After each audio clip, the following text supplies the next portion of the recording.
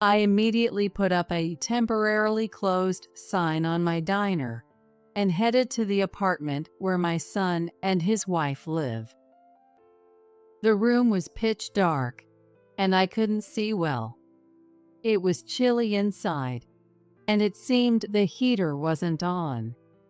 I called out my two grandkids' names as I entered the room. "Mary, Kevin, Grandma's here." As I moved further in, I saw two small figures moving in the unlit living room. When I turned on the light, I saw a gaunt Mary shivering in the freezing room. Next to her, Kevin was trembling while eating a banana from Mary's hand. Four anxious eyes stared at me. "What's going on?" "Mary, Kevin." Unable to bear it, I hugged them both tightly. Both Mary and Kevin clung to me and started crying loudly. Their tiny hands gripped my body tightly. I could only imagine how scared and lonely they must have been. Their mom collapsed and never returned from the hospital. Thinking about their feelings made my heart ache. Their dad, John, was not there. When I called to ask where he was, he laughed and said, "We're on a family trip to Hawaii. We'll be back tomorrow." "I see. Be safe." I hung up the phone. When he returned home later, he witnessed an unbelievable scene. "My name is Diana. I run a small diner and was busy with lunch today. This diner, tomorrow, was passed down from my husband's parents. Welcome. I'll get a table ready for you. Running the place by myself makes it hard to keep things moving. Regular customers reassure me not to worry when they see me flustered." Take your time. No need to rush. Those words give me a little comfort. Some regulars have been coming since my husband's parents' time, and others are new, living or working nearby. I love the bustling atmosphere when customers enjoy the food and chat. When someone says the food is delicious, I do a mental fist pump. I used to run the place with my husband. People can't feel good if they're hungry. So we make food that lifts their spirits. That was his favorite saying. We enjoyed coming up with the menu together, counting the money at the register, and rearranging the seating. It was fun to come up with various ideas and improvements. These days continued until our son, John, was in high school. But when John was in his second year of high school, my husband passed away in an accident. It was a tough time, and I considered closing the diner. John was preparing for college and couldn't help with the diner. I didn't think I could manage alone. During that time, one of the regular customers saw me in town and said, "We're waiting for you." That smile gave me the strength to try running the place by myself again. "Don't worry, it'll work out somehow." I consulted with my friends and in-laws, and we scaled down the business to a manageable size.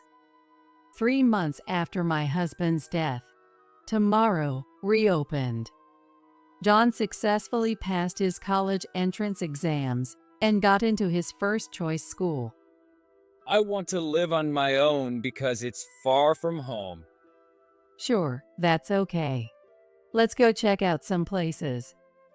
I tried to accommodate John's requests as much as possible. Both my husband and I were always busy with the diner, so we didn't have much time for John when he was young. The diner was thriving, so we couldn't neglect it. Even after closing, my husband would stay to prepare for the next day. I would go home, make dinner, and spend time with John while waiting for my husband to return. Is Dad working again today? I still remember little John asking that every night. The sad look on his face is still etched in my mind. I wished we could have had family dinners together more often, but it only happened once or twice. I felt guilty for having made John feel lonely for so long. I want you to learn what you want and find your path, John. Give it your all. I told him this before he moved out for college. John just nodded slightly. He said nothing more. Even after he started living on his own, I continued running the small diner by myself. We had enough savings for his college tuition, so we didn't need scholarships. Those 4 years of his college life flew by. During that time, I kept the diner running on my own. After graduating, John got a job and started working as an adult. John, dressed in a suit and tie, squeezed into a crowded train on his way to work. Imagining that scene, I smiled to myself, thinking about how much little John had grown.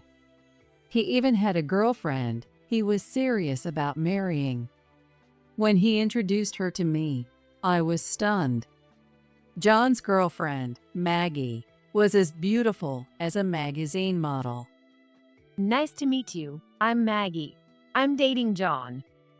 Her beautiful voice and polite manner overwhelmed me. I thought she must come from a very wealthy family. Not at all. We're just an ordinary family. She laughed softly, looking very elegant. I wondered what part of John had attracted such a wonderful person. They were already living together, or rather, John had moved into Maggie's place. I had no choice. My place was too noisy next door. You had no choice, huh, John? It's fine. I originally rented a slightly bigger place, so it works out well. Maggie said cheerfully, coming to his rescue. Her polite language, refined manners, and bright smile. I instantly took a liking to her and found myself saying, "Thank you for taking care of John." They got married, and 3 years later, they had 2 children. The first was a girl named Mary. The second was a boy named Kevin. So, I've become a grandma now. I spoke deeply to my husband's portrait. On his birthday or any special occasion, I always put flowers. I did the same on the days my 2 grandchildren were born. Maggie still visited the diner whenever she had some free time, even after the kids were born. Hi, Diana. Oh, welcome, Maggie. How's work? Since my kids were born, I switched to my job I can do from home. Wow, it's amazing that you can do that nowadays. I looked back and forth between little Mary and Kevin with admiration. Even these little ones will grow up and eventually become independent like John. Thinking about it, children seem so mysterious, and I couldn't help but stare at them more intently. As the seasons passed, my 2 grandchildren continued to grow. As more wrinkles appeared on my face, Mary eventually started elementary school. Mary, how old are you now?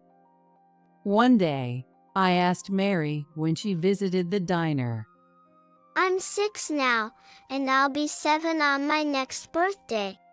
Her response was so proper that she didn't seem like a first grader. She must take after her mom. Maggie said Mary was also great at taking care of her little brother, which was a big help. They don't fight and get along very well. She said this with a proud smile on her face. Everything seemed to be going smoothly, and the future looked bright, but that wasn't entirely the case. I had one concern. It was about John.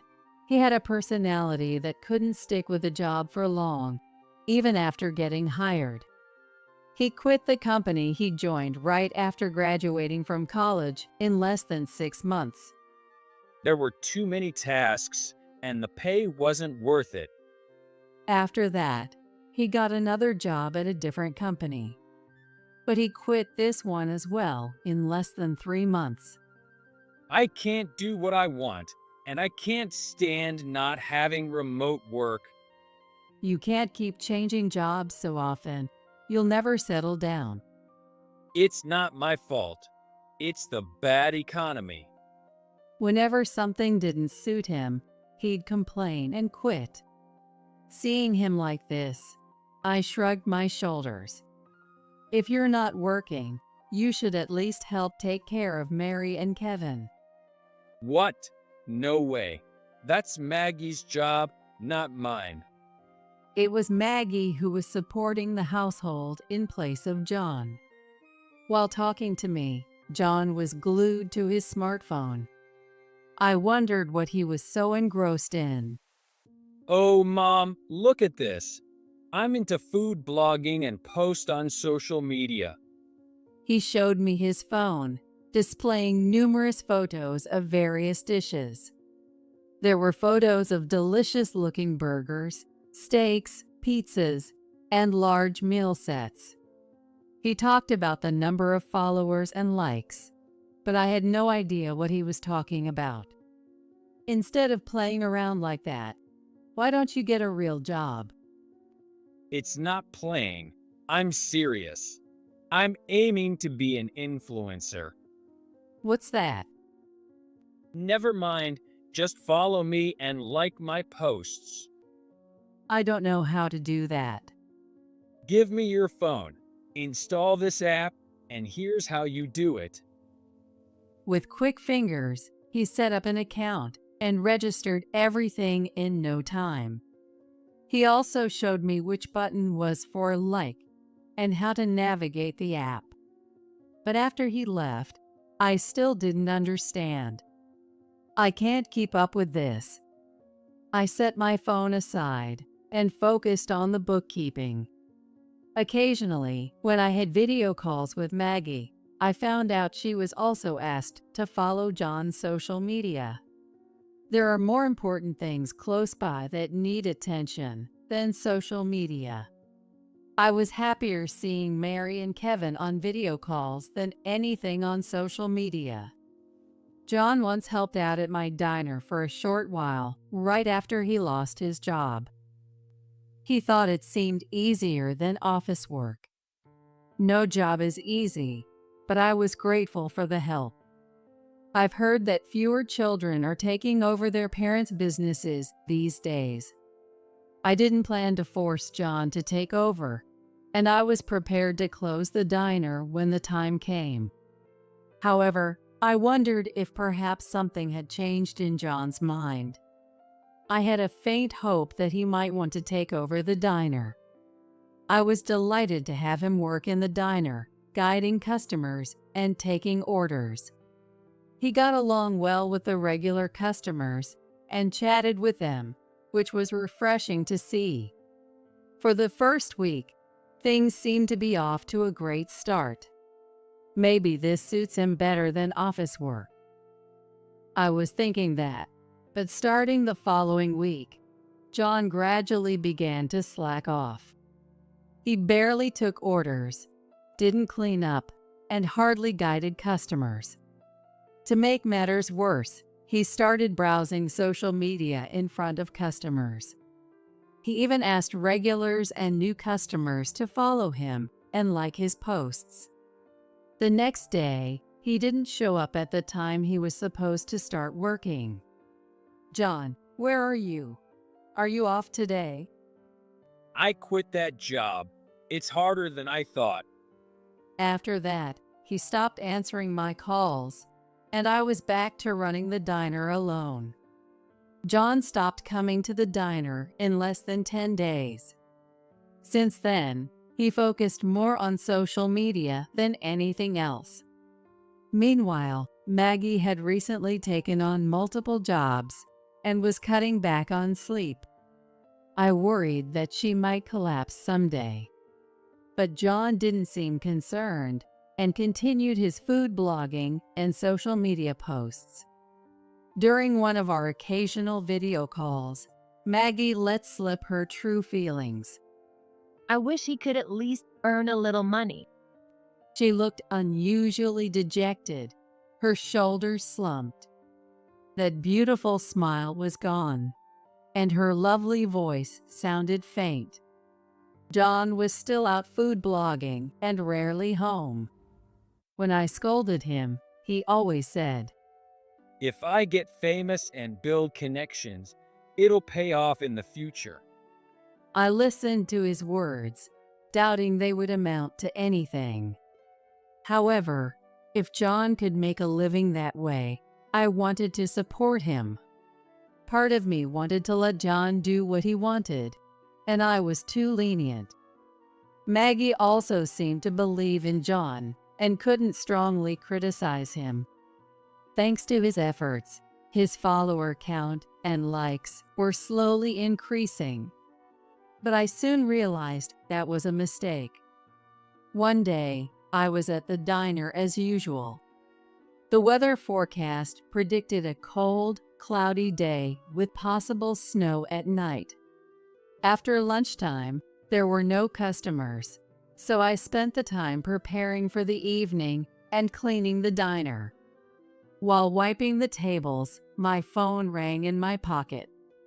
It was Maggie. I thought it might be another video call, so I answered. But her voice on the other end was very weak. Diana, I'm sorry. I need to tell you something. She told me she had collapsed from overwork a few days ago and was hospitalized for a while. Hospitalized. How are you now? Are you okay? I'm managing somehow. You should have told me sooner. I'm sorry. I wanted to, but John said not to worry you. John? He said he would take care of our kids himself, but I'm worried about them. Of course. Is John at home? I couldn't imagine him doing such a thing. But with his wife hospitalized, even John should take care of the kids. He said he would look after them.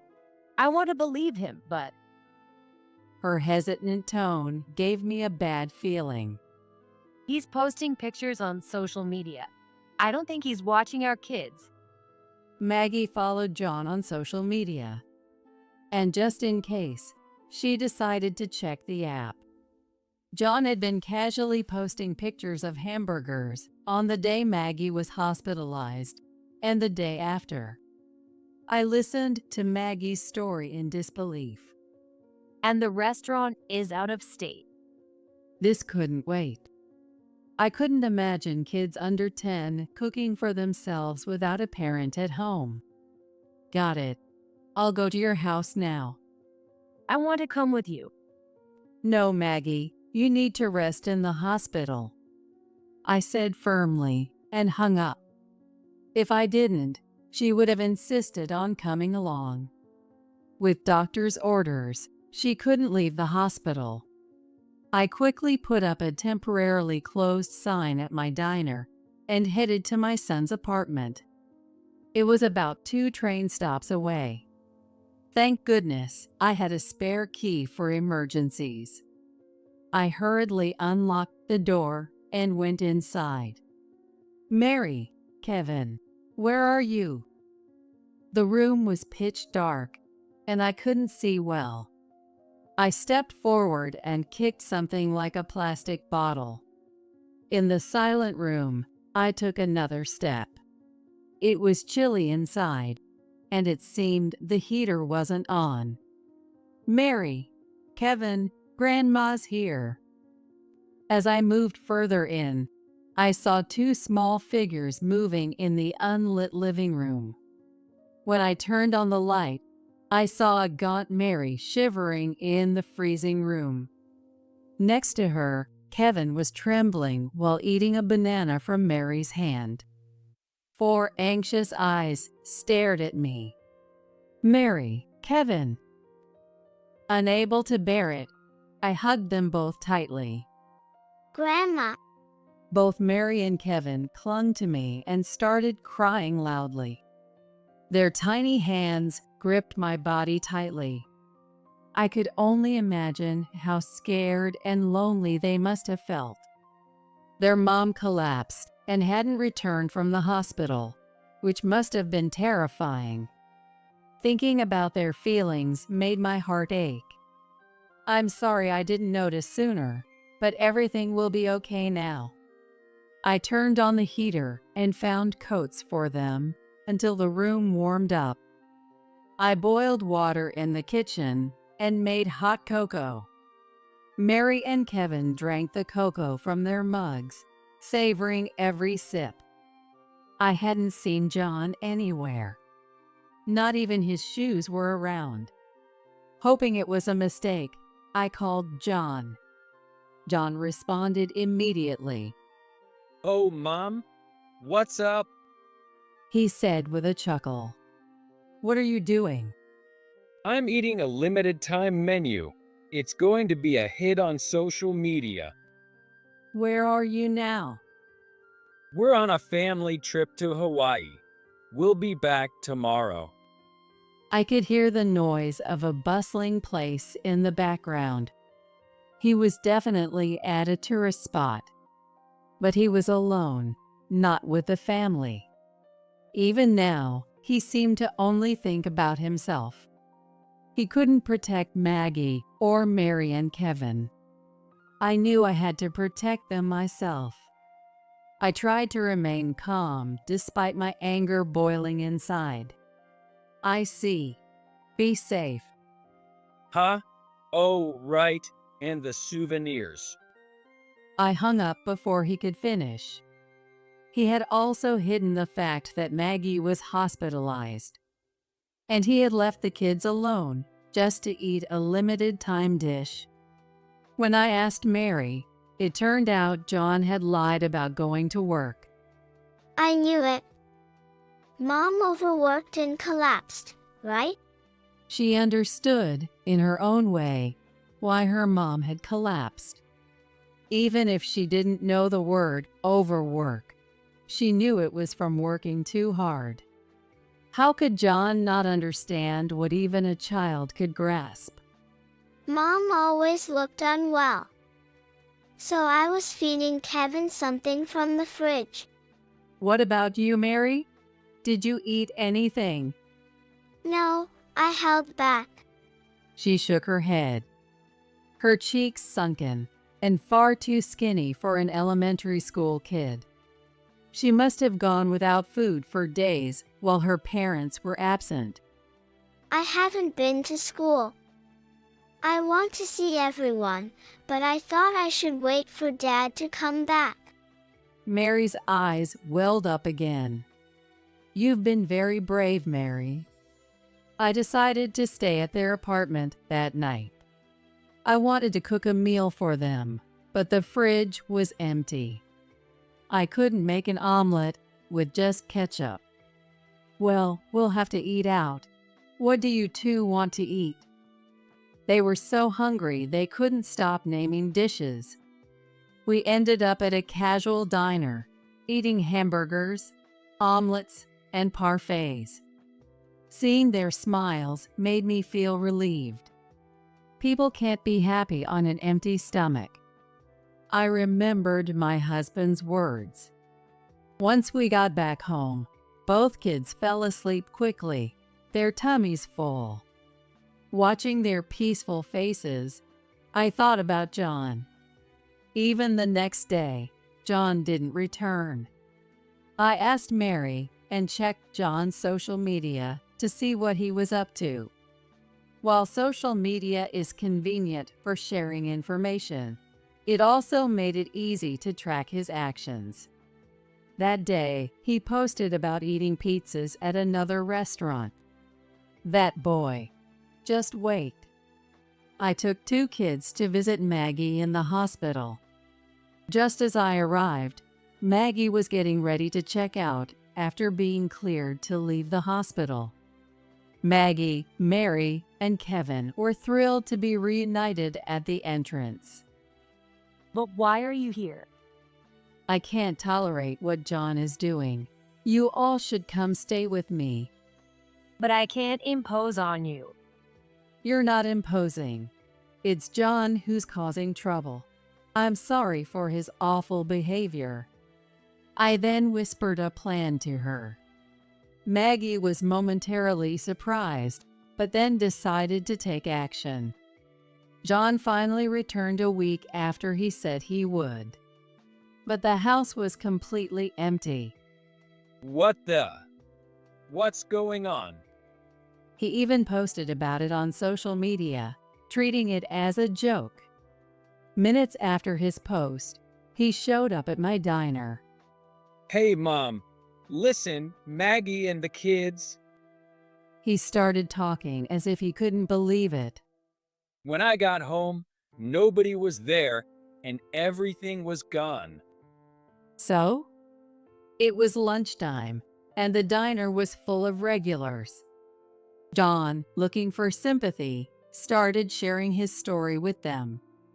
I've been working so hard on social media for my family, and my wife and kids just left. Oh, that's tough. I listened with indifference, but the regulars had a different reaction. I could hear the sound of chairs scraping as people stood up around me. Then, slowly and quietly, they began to close in on John. Isn't it terrible? Right, everyone? Still not understanding the situation, John continued to provoke. You're the guy who calls himself Johnny on social media, right? Yeah. Are you a fan? Thanks for following me. Not a chance. You practically forced us to follow you. What? Other customers nodded in agreement. I keep receiving notifications, so I looked at your posts and found that you treat the food poorly. Did I do that? Yeah, you played around with free toppings and dismissed food after one bite, saying it was awful. That was just a joke. And you neglected your wife and kids while fooling around. But I was trying to become an influencer to make money for them. What influencers? The regular customer blushed red and scolded John. Others joined in, and the diner was filled with shouts of disapproval. I had explained the situation to the regulars before John arrived. Maggie had canceled the apartment lease right after being discharged from the hospital. And now she is living with me along with Mary and Kevin. Because John had neglected his family, focusing only on his social media.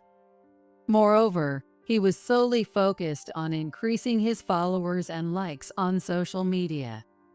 When I told the regulars about everything, they were furious, having seen John's actions online.